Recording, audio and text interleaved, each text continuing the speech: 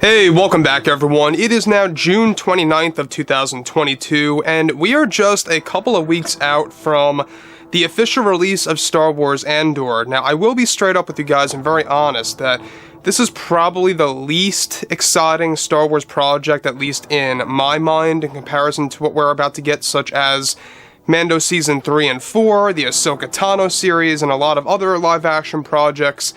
Judging from what I saw in the Andor trailer, it really didn't convince me too much at first.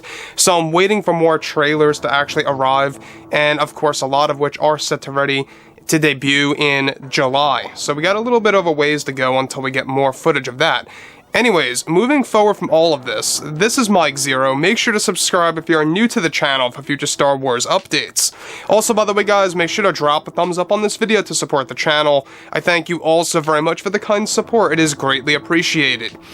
Now, one thing about the future of the Star Wars universe is that what's really great about this is that we have creators out there like Jon Favreau, Dave Filoni, George Lucas, all working together as a team, as this trio, if you will, that's really going to fulfill exactly what the fans have wanted for so very long. Now, obviously, they have made choices before in the past with The Mandalorian Season 2 that worked out very well. You know, all those great cameos that we got set up everything for the Mandoverse as a whole. Now, on top of all of that, one thing that Disney CEO Bob Chapek and the Disney executives that have been going over for a couple of weeks to months now has a lot to do with all of the projects that will be announced at Disney Plus Day and of course at D23, which, by the way guys, in case you guys did not know, that is going to be a very important time to announce all of the new Star Wars projects. So with that being said, however, what's even all the more exciting about this, alright, has to do with a new Star Wars TV show. Now, specifically, with Disney executives currently discussing big plans for the future of Star Wars that are going to agree with the fans. One thing that Bob Chapek is said to be pursuing is said to have to do with the big change for the original trilogy movies. Currently, Chapek and the executives have a big strategy mapped out to completely refilm the key scenes from the original trilogy in a brand new Star Wars project that is going to take place during the original trilogy movies and after. This is described to be a remade version of Rangers of the New Republic that is going to give fans glimpses into the events that take place during the original trilogy films as well as after Return of the Jedi. However, in the show, Disney is set to completely refilm and modernize both the Battle of Endor and the Battle of Yavin to give fans a pure, updated version of the fight that will be near similar to how the Battle of Scarif was treated in Rogue One, with better CG and even practical effects to be used. Now, Disney is in the works on modernizing these two major battles for what is currently dubbed as Project X-Wing. Project X-Wing is described to take place, of course, during the originals and after, and will be a complete inspiration from the Rogue Squadron video games that will feature all space battles strictly and 5 characters, going on missions to fight against both the Empire and the remnants of the Empire. This is said to be treated as another anthology series where each episode will be a story of its own, 2 of which will be a modernized version of both the Battle of Yavin and Endor. Disney is planning on beginning the script by this summer, and that they have a goal in mind to begin filming by the end of 2023 for Project X-Wing. The series is set to also have cameos of Luke Skywalker and others out there like Han Solo, the Millennium Falcon, etc. here and there that will be used to satisfy the fandom. Now let me just stop right here for 1 second. Now, the thing about this sounds very exciting. I know some fans are going to be very angry over this, and that's okay. You know, I agree that you should never mess with the originals or the prequels in such a direct way like this. I agree with that. Trust me, I'm on the same exact page with that. However, let's just stop here for a second and think. This really is a great way, a great technique to offer fans a modernized version of those 2 battles that are outdated.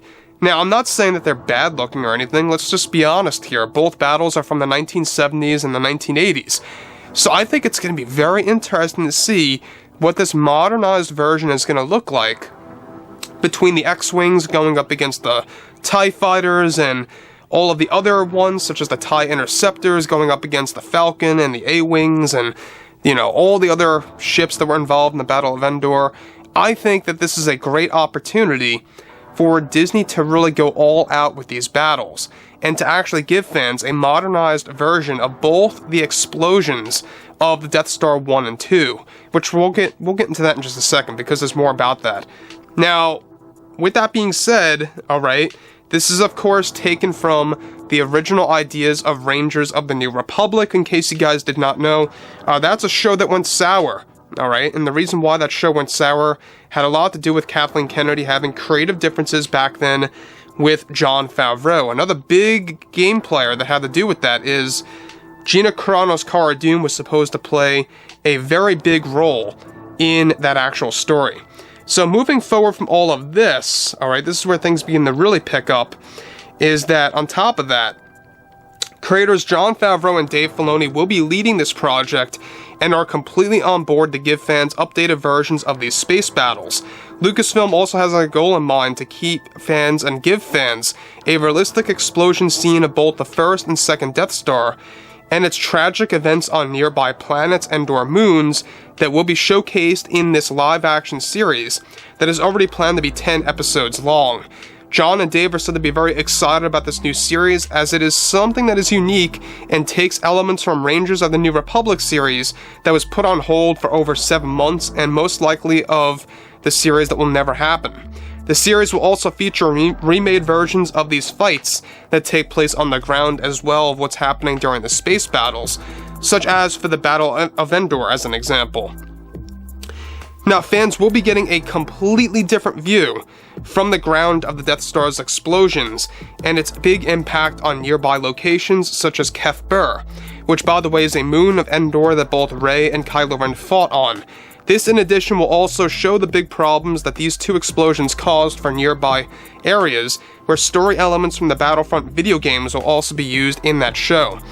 Now, once again, if you guys have actually seen the cutscenes of those Battlefront video games, one of which actually features the Death Star 2 explosion, and it shows, a different view of exactly what happened. Now, Project X-Wing, I don't know about you guys, but this to me sounds like it's a whole lot better than Patty Jenkins' take on her Rogue movie, alright? So I believe that her movie, was really going to focus on this post-Episode 9 era that was going to really give fans, a lot about the stories of the ships and the battles and everything to do with that. It was basically focused on ship battles, space battles. But now we're getting this in TV form, in a TV show that's going to remake elements of both Episode 5, or Episode 4 I should say, and of course of Episode 6. And what's really exciting about this, like I said before, you're going to get a modernized version of the two explosions of the Death Stars. And I think that's a great opportunity for Disney to really explore, and given that John and Dave are on board, I have faith in that. Am I a little skeptical over this? Yes.